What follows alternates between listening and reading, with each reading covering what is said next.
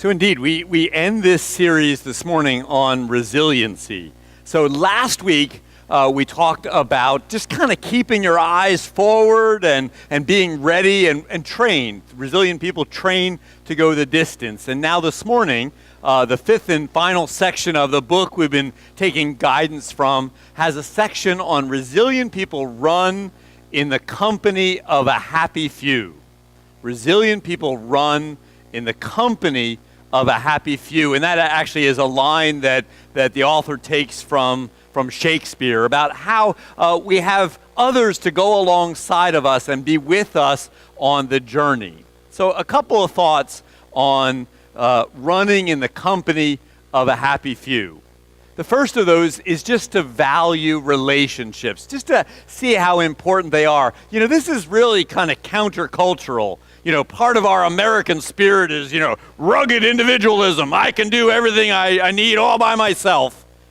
But that's not the way we were created. A quick survey of the Bible will show us again and again and again that from the very beginning on, God created us for each other, to be in relationship and connection with one another. We're reminded of this all throughout the scriptures and even in the life of Jesus. I want to read this passage to you, an event that has a lot of drama in it, but one of the things we might miss in it is the value of relationships. It occurs late in Jesus' ministry, this version of it in the fourth account, or the Mark's account of the gospel in the 14th chapter. And we hear they is Jesus and the disciples, went to a place called Gethsemane. And Jesus said to his disciples, "Sit here while I pray." He took with him Peter and James and John, who were his three closest disciples, and he began to be distressed and agitated. And he said to them, "I am deeply grieved, even to death. Remain here and keep awake." Understand, this is a time when Jesus is wrestling with his journey to the cross. And yet Jesus, who had spiritual resources that most of us cannot even imagine, but he needs other people. He needs the support of his friends, of his fellow disciples. The text continues, and going a little further, he threw himself on the ground and prayed that if it were possible, the hour might pass from him. He said, "Abba, Father, for you all things are possible. Remove this cup from me, yet not what I want, but what you want." And he came and found them sleeping. And he said to Peter, "Simon, are you asleep? Could you not keep awake 1 hour?" This is so important to him to have the support that he needs from his disciples that he isn't getting. He says, "Keep awake and pray that you may not come into the time of trial. The spirit indeed is willing, but the flesh is weak." And again he went away and prayed, saying the same words. And once more he came and found them sleeping, for their eyes were very heavy, and they did not know what to say to him. They let him down in the hour that he needed them most.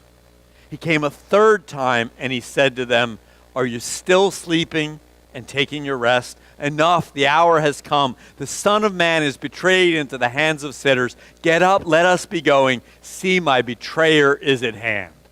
If even Jesus himself needed the support of other people, how much more do we need to value relationships? There's another story that I really like that talks about the value of relationships. This one is not in the scriptures. It's just someone's imagining, but there's a real huge truth in it.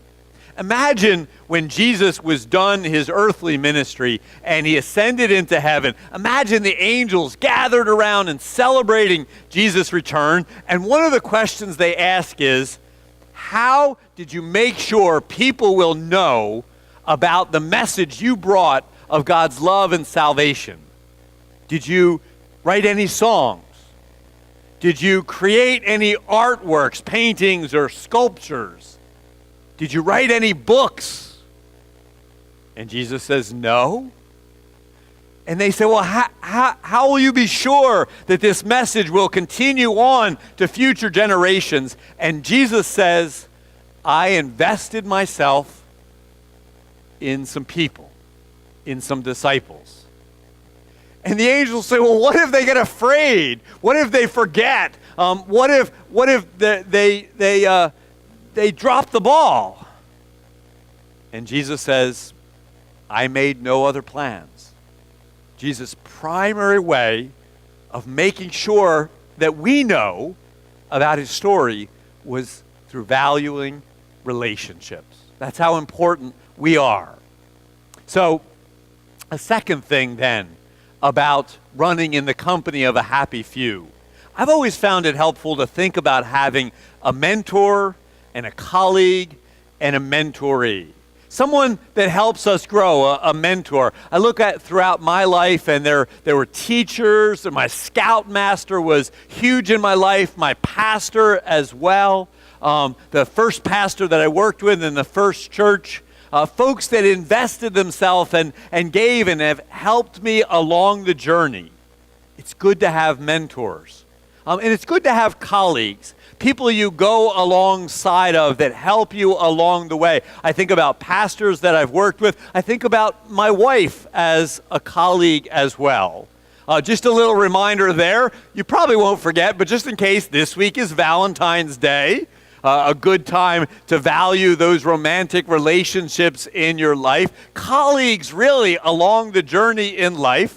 A highlight as well that next Sunday, I'll be focusing a little bit on love and the opportunity to renew marriage vows. You can start to have that conversation this week if you'd like. But it's good to have colleagues, people alongside of us in the journey, and then mentorees. People that we're investing in, as people have invested in us, we want people that we can pour our lives into. That's been a joy for me as a pastor to help others grow along life's journey. We all need mentors, colleagues, and mentorees in terms of relationships. Well, this morning, with the focus on relationships, I wanted to do something a little bit different and give you the opportunity to interact with somebody else around the theme of relationships, to have a conversation. Now, I know when I do this, there are always folks that feel really uncomfortable. They're more introverted and like to keep to themselves. So I will give you other options. But there are always people when we do this who come up to me afterwards and say, I made a new friend. I had a great conversation with somebody. So I wanted to give you that opportunity as well. So for the next 10 minutes, 3 different options. One of those is to talk with somebody else. Get to know them a little bit.